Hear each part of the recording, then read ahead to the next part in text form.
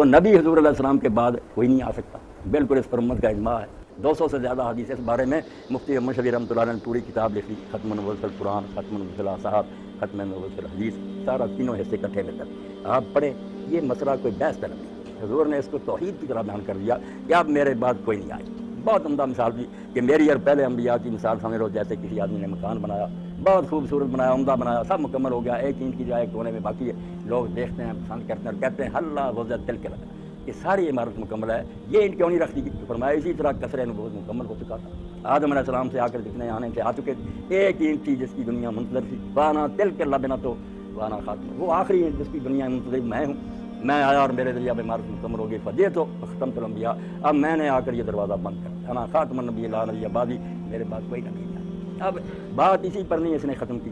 یقین جانیں اگر کوئی شخص دین سے پھرنا چاہتا ہے، بالکل بیریا ہونا چاہتا تو قادیانی کے پڑھا۔ میں مولویوں کی طرح کی بات نہیں پڑھا ہے، میری عمر گزری، میرے استاد قادیانی سے ایسا بدل کیا اس نے نبوت سے لوگوں کو بدل کرنے کی۔ میری یہ بات سن لیں کہ اگر کوئی اسلام سے پھرنا چاہتا نا کہ سارے نبی جھوٹے، تو مرزا غلام کی صاحب نبوت کا دعویٰ کر دیا، ایک منصب پر بیٹھنے کی ضرورت تھی مگر اہل ثابت نہ ہوا۔ اب سارا خلاصہ قادیانی کے کیا، آپ ان کے دفتر کنگال ہے، پہلے تو آپ پڑھ نہیں سکتے، اتنی طول کلامی ہے کہ لکھنا شروع کیا، پھر حاشیہ، اس حاشیے کا حاشیہ، کئی صفحے حاشیے کی جاتے، بالکل فصل خطاب ہی نہیں عطا ہوا کہ دو ٹوک بات کرو، پاگل آدمی، مراق اور مالی خولیہ کا مریض، قابو نہیں دماغ۔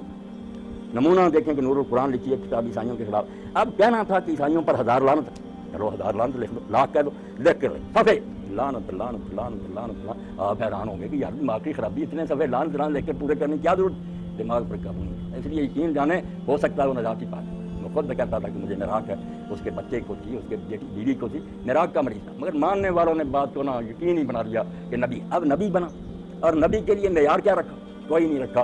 یہ بات کہی کہ اگر اللہ پہلے کلام کرتا تھا تو اب اس کی زبان کو خود ہی ماری لائق ہوگی۔ میں سارا قادیانی کے فلسفہ سنا رہا، اب بھی باتیں کرتا۔ لوگوں نے کہا ٹھیک، الہام روی اگر اب بھی جاری ہے، کیا ثبوت، کیسے پتا چلے کہ آپ پر جو آتی برحق؟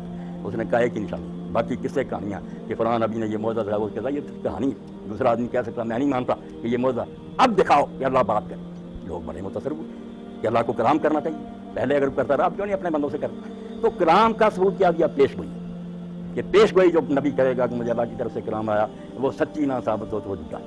اب یہ بات سامنے رکھ کر آپ ان سے بات کریں، ان کو اپنے پیارے دوستوں سے سمجھایا کہ مرزا غلام تو دیکھ لو کہ جو کسوٹی بنائی تھی بالفرض جاری بھی ہے، کہا کہ نبی ہونے کا ثبوت صرف پیش گوئی، پیش گوئیوں کا کیا حال؟ محمدی بیگم کے بارے میں پیش گوئی، اور ایک آدھ دن کی ساری زندگی دہراتا، عربی کتابوں میں بھی، فارسی کتابوں میں۔ اب خاندان میں جھگڑا تو ایک جائیداد کا تھا، وہ جائیداد کے لیے مرزا غلام کے پاس اس کا بیان بھی درکار تھا عدالت میں۔ اس نے دیکھ کر کہ اس کی بیٹی ہے چھوٹی سی بہت خوبصورت، درمیان میں یہ بات پہنچا دی کہ مجھے اللہ کی طرف سے حکم ہوا کہ ان سے رشتہ مان۔ وہ بیچارے آئے اپنے معاملے کے لیے، اس نے بیٹی کے لیے کہہ دیا، اور پھر خاموشی سے پوچھتا، شاید وہ ہاں کرتے، وہ اشتہار دے دیا کہ مجھے اللہ کی طرف سے کہا گیا کہ تیرا یہ نکاح آسمان پر ہو گیا، یہ ہو کر رہ گیا۔ اب وہ مخالف ہو گیا کہ آپ نے ہماری چھوٹی سی بچی کو کیوں بدنام کیا؟ کام چل پڑا، یہ ہر کتاب میں دہراتا رہا کہ یہ نکاح ہو کر رہ گیا، آسمان پر۔ اب انہوں نے نکاح اس کا کر دیا، مرزا سلطان محمد۔ لوگوں نے کہا حضرت صاحب اس کا تو نکاح، کہنے لگا بے شک بیوہ ہو کر آئے گی۔ پھر کہتا میں بیمار ہو گیا، مرنے کے قریب ہو گیا، اور میرے دل میں یہ خیال گزرا کہ شاید میں غلط سمجھا ہوں پیش گوئی کا یہ مفہوم نہ، تو پھر مجھ پر یہ الہام ہوا الحق من ربک فلا تکن من الممترین، یہ تیرے رب کی طرف سے ہو کر رہنے والی بات ہے، شک نہ کر۔ اب پوچھیں محمدی بیگم سے نکاح ہوا، مر گیا، معیار بنایا تھا کہ نبی جاری ہیں، نبی کے علاموں سے اس کی پیش گوئی جھوٹا، بالکل پیش گوئی پوری ہے۔ ہوشیارپور میں مناظرہ ہوا، ڈپٹی عبداللہ آدمی عیسائی ہو گیا تھا مرتاد اس کے ساتھ، 15 دن مناظرہ رہا۔ 15 دن کے بعد مرزا غلام نے پینترا بدلا کہ یار بیعت سے مسئلہ نہیں طے ہوتا، مجھے اللہ کی طرف سے یہ علم دیا گیا کہ جو فریق جھوٹا ہے نا اور ایک انسان کو خدا بنا رہا حضرت عیسیٰ کو، یہ مناظرے کے جتنے دن ہیں 15، ان 15 دنوں کے مقابلہ میں 15 مہینوں میں مرے گا، اور بہت بری موت مرے گا، جہنم میں جائے گا، بس مناظرہ ختم ہے۔ اگر یہ ڈپٹی عبداللہ آتم 15 مہینہ میں نہ مرا تو اسلام ہو گیا، عیسائیت ہے، یہ کوئی شائع ہوگی، ڈپٹی عبداللہ آتم نہیں مرا۔ عیسائی جو تھے نا انہوں نے اس کو بگیوں میں بٹھا کر شہروں میں جلوس نکالے، اور قادیان میں یہ وقت جب آخری دن تھا 15 مہینے اثر کے بعد، مرزا غلام کے چیلے مسجد میں جمع تھے، بے ہوش ہو کر گر رہے تھے۔ مرزا صاحب نے کچھ کنکریاں پر کر دیں کہ وہاں کنویں میں پھینکا ہو ایران میں، بھونک نہ پھر اس کی طرف کر کچھ نہیں بنا۔ نبوت کا معیار کتنا گیا کہ پیش گوئی کرو، نجومی کرتے ہیں، کئی نجومیوں کی سچی نکل تو ہے معیار، نبی ہونے کا معیار پیش گوئیاں نہیں۔ اس لیے قادیانی کا اکٹھے ہوئے مصطفیٰ، میں نے کہا یار میں اسلام چھوڑنا تھا، پہل میں نے یہاں سے مسئلہ نہیں چھیڑنے دیا۔ وہ کہنے کیا، میں نے کہا یار ساری دنیا کی کتابیں پڑھ کر کہ دانشور ہیں، فلسفی ہیں، سارے ہم نے دھکے کھائے اور سمجھا کہ کسی کے پاس یقین نہیں ہے، سب اسپیکولیشن کے حامل ہیں کہ ہمارا خیال ہے زن ہے. بڑے سے بڑا فلسفی کہتا یار میرا خیال ہو سکتا، ایک گروہ ہے جو کہتا میرے پاس حق ہے انبیاء کا. مگر جب ان کا بھی حال دیکھا کہ بعد میں وہ بھی جھوٹے نکلے، وہ سمجھ گئے کہ ہاتھ تو یہ مرزا صاحب کا ہی، جو پیش گوئی کی وہ جھوٹی نہیں کی. تو ہاتھ کھڑے کر یہ مصطفیٰ آپ کی بات کہنے لگے آپ ربا جائیں گے. میں نے کہاں جاؤں گا. پھر ربا لے گئے موجرم کے پاس. میں نے کہا یار نبوت سے اعتماد ہٹانے کے لیے نہ سازش، نبی بن گیا اور اتنا پست تھا کہ جو پیش گوئی کی عبداللہ اعظم کی غرض میں، ایک خود مرید تھا ڈاکٹر عبدالحکیم، وہ پھر گیا نہیں تو جھوٹا. اس نے پیش گوئی کر دی کہ اتنے دنوں تک یہ ضرور عبدالحکیم مر جائے. اس نے مقابلہ میں کر دی کہ یہ اتنے دنوں میں مرے. آپ دیکھ لیں مرزا غلام احمد اس تاریخ کے اندر مر گیا جو ڈاکٹر عبدالحکیم نے کی، وہ نہیں مرا. اس لیے آپ یقین جانیں یہ کوئی دینی گروہ نہیں، کوئی مسئلے کا اختلاف نہیں. جو بچے پھنس جاتے کیا کریں؟ میں کہتا ہوں ان کو میرے پاس رہو، کتابیں پڑھیں، چھوڑیں ان باتوں کو کہ عیسیٰ علیہ السلام زندہ یہ مسئلہ. کتنے کہہ رہے ہیں مرزا سر سید احمد خان کہتا ہے مرزا، یہ پرویز کہتا ہے یہ کوئی مسئلہ جو سمجھتا مر گئے اتنے انبیاء مر گئے، یہ کوئی بات نہیں. مسئلہ تو ہے کہ حضور کے بعد ایک شخص مدعی نبوت بنا، امت سے اس نے آپ کو کاٹ دیا اور نبوت کے لیے جو معیار ٹھہرایا کہ اس کی پیش گوئیاں سچی ہونی تھی وہ سچی نہیں کی. اور میرے سامنے انہوں نے پھر یہ کہا آپ دیکھیں یہ کتنا خطرناک گروہ ہے، سارے انبیاء سے بدظن کرنے کے لیے ان کا ایٹم بم کا. کہنے لگے پھر مولوی صاحب حضرت یونس کا کیا بنے گا؟ انہوں نے بھی تو پیش گوئی کی تھی کہ 3 دن تک عذاب آئے گا نہیں آیا. دیکھ لیں. میں نے کہا دیکھو اپنے گناہ کو چھپانے کے لیے تم نے ایک پیغمبر کو بھی لپیٹ دیا. اب آپ کے بھی مفسر غلط کرتے ہیں، لکھ دیتے ہیں. میں نے کہا مرزا مبشر صاحب اگر حضرت یونس علیہ السلام کی یہ پیش گوئی قرآن اور حدیث سے نکل آئے کہ 3 دن تک عذاب آئے گا نہیں آئی، میں یونس سمیت سارے انبیاء کو چھوڑ دوں. لعنت بھیجو ایسے اسلام پر کہ نبی خدا کا نام دے. کہنے لگا کتابوں میں لکھ لیں، نہ لکھنے والے قبروں میں گئے. جواب دیتے قرآن لاؤ. کہاں اعلان کیا پیغمبر اعلان کرے زمین و آسمان ٹل دے گا، بات نہیں کر سکتے. وہ خدا کا قصور ہمارا بھی ہے، جعلی باتیں کر کر کے نا ان لوگوں کو موقع دیا. اپنے جھوٹی پیش گوئیوں کو چھپانے کے لیے دوسرے پیغمبروں کو کہہ دیا اگر ہم نہیں سچے نکلے تو وہ بھی کب سچے نکلے. میں نے کہا اگر نہیں نہ سچے نکلے تو ایسے دین کو ماننے کا فائدہ کیا، ڈیریا ہو جانا چاہیے.